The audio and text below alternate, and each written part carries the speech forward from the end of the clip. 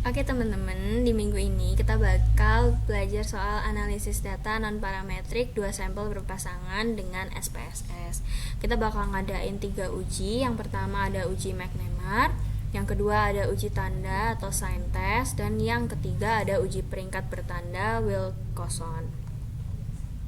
Nah, untuk data yang aku gunakan itu adalah data mengenai responden berjumlah 30 orang tentang penggunaan MSG sebelum dan sesudah seminar kesehatan. Nah, teman-teman pindahkan dulu data ini ke Excel.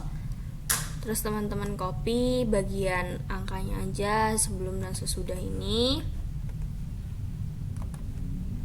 Lalu masukin ke SPSS di bagian data view. Di variable view diganti ini sebelum dan yang ini jadi sesudah.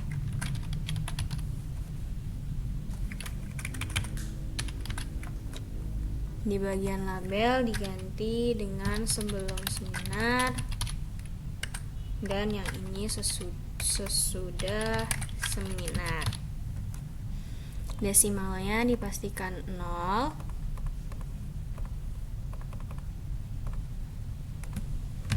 Ini untuk measure-nya scale aja. Nanti di data view kita dapetin seperti ini. Balik lagi ke data view, kita pencet analyze. Lalu ada non-parametric test dan masuk ke legacy dialogs. Terus kita pilih two related samples. Masukin sebelum seminar ke variabel 1 dan sesudah seminar itu ke variabel 2. Lalu kita pencet Wilcoxon, sign dan juga McNemar. Pencet juga options. Terus kita klik yang deskriptif. Lalu kita continue, baru kita oke. Nah, nanti akan didapatkan data seperti ini. Oke, jadi ini aku share tentang membaca hasilnya. Kita punya hipotesis. Yang pertama hipotesis 0, bahwa tidak adanya perbedaan penggunaan MSG sebelum dan sesudah seminar. Dan hipotesis 1 itu adanya perbedaan penggunaan MSG sebelum dan sesudah seminar, atau dalam arti lain seminar mempengaruhi penggunaan MSG. Yang pertama kita ke uji McNemar. Yang kita lihat dari uji McNemar test ini adalah test statistics dan juga cross steps. Nah, di baris pertama di bagian cross step dulu kita lihat itu menunjukkan adanya 9 orang tidak memakai MSG baik sebelum dan sesudah seminar. Dan kemudian justru terdapat 1 orang yang memakai MSG sesudah seminar padahal sebelumnya tidak memakai MSG. Nah, selanjutnya di baris kedua menunjukkan adanya 14 orang yang sebelum seminar memakai MSG dan sesudah seminar tidak memakai MSG. Sementara itu, terdapat 6 orang yang memakai MSG sebelum seminar dan sesudah seminar. Oh ya, perlu diingat bahwa 0 itu tandanya adalah tidak memakai MSG dan 1 itu adalah memakai MSG. Nah, selanjutnya kita lihat tabel test statistics. Didapat hasil 0,01, yang mana hasil ini lebih kecil dari setengah alfa. Kita ingat bahwa alfa yang digunakan itu adalah alfa 0,05 untuk tingkat kepercayaan 95%, yang artinya setengah dari alfa itu adalah 0,025. Kenapa setengah alfa? Karena jumlah panelis yang kita gunakan tadi itu sebanyak 30 orang, tetapi kita menggunakannya sebanyak 2 kali perlakuan, yakni di sebelum dan sesudah seminar, sehingga sampel menjadi 60 buah dan perlu dibagi menjadi 2. Selanjutnya kita ke uji tanda atau sign test, di mana yang kita lihat adalah descriptive statistic dan juga tabel frekuensi. Nah, di statistik deskriptif, di bagian statistika deskriptif ini kita disajikan data berupa jumlah pengamatan, rata-rata, simpangan baku, dan nilai minimum dan juga maksimum. Berdasarkan tabel statistik deskriptif ini, kita bisa lihat bahwa rata-rata peserta sebelum seminar yang menggunakan MSG adalah 0,67. Karena nilai maksimum itu 1 itu menggunakan MSG, jadi sebanyak 0,67 rata-ratanya itu menggunakan MSG.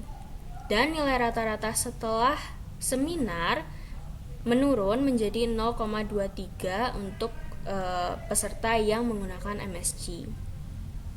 Kemudian standar deviasi, yakni tentang seberapa jauh rentang data dari rata-rata, itu yang masih menggunakan MSG sebelum seminar adalah 0,479 dan setelah seminar adalah 0,430 dari 30 sampel yang diamati. Jadi sebelum seminar tetap 30 dan sesudah seminar juga 30 sampel. Lalu kita ke tabel frekuensi.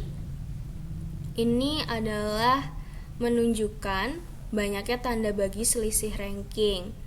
Berdasarkan tabel tersebut, kita lihat bahwa ada 14 data dengan perbedaan negatif, yang artinya nilai sesudah seminar itu lebih kecil dari sebelum seminar. Berarti semisal sesudah seminarnya itu 0 dan sebelum seminarnya itu 1.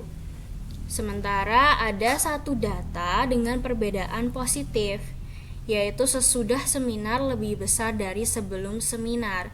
Contohnya sesudah seminarnya 1 dan sebelum seminarnya 0.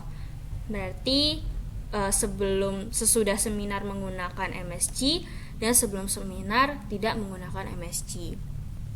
Kemudian ada 15 data dengan perbedaan data 0, pasangan data sama nilainya atau ties ya.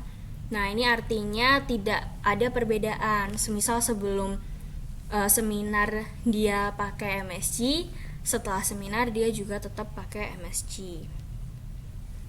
Nah, dengan total data yang kita amati tadi adalah 30.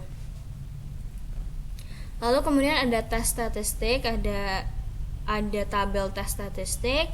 Ini sama dengan yang tadi ya. Hasilnya adalah 0,01.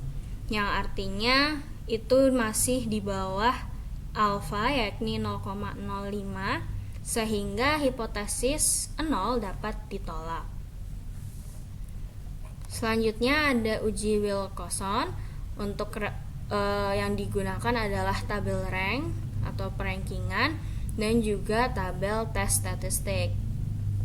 Untuk tabel tes statistik itu juga sama, hasilnya di bawah 0,01, yang artinya hipotesisnya itu adalah hipotesis 0-nya itu adalah ditolak. Ini 0,01 berarti di bawah juga alfa, yakni 0,05 ya. Jadi ketiga uji tersebut itu mengatakan bahwa hipotesisnya ditolak.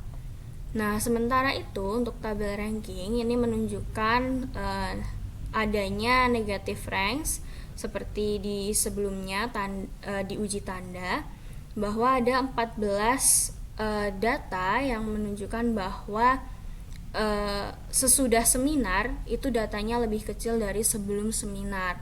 Sementara di positive ranks-nya itu hanya ada 1 juga, bahwa sesudah seminar lebih besar dari sebelum seminar. Lalu yang datanya yang sama atau setara itu ada 15, dengan total semuanya itu adalah 30 data yang diamati. Maka dari ketiga uji itu dapat disimpulkan bahwa hipotesis 0 itu ditolak dan hipotesis 1 itu diterima.